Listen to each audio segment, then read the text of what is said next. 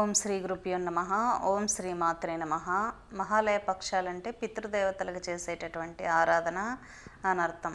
పితృదేవతలు అంటే ఏంటంటే నరకానికి దగ్గరగా యమధర్మరాజు ఉంటారు. ఆయనకి దగ్గరగా పితృలోకం అనేది ఉంటుందన్నమాట. అంటే వీరికంటూ కొంత శక్తులు ఉంటాయి.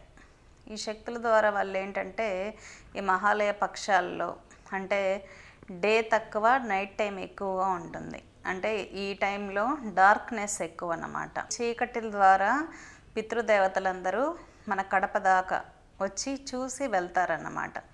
మనం సరిగ్గా ఉంటున్నామా, మన పరిస్థితులు ఏంటి. ఇప్పుడు మన ఇంట్లో మన పెద్దవాళ్ళు చనిపోయారు అనుకుందాం. మహాలయ పక్షాల్లో ఏంటంటే చీకటి ఎక్కువగా ఉంటుంది కాబట్టి, డే టైం తక్కువగా ఉంటుంది కాబట్టి చీకటిని ఆశ్రయించి మన కడప దాకా వచ్చి చూస్తారన్నమాట.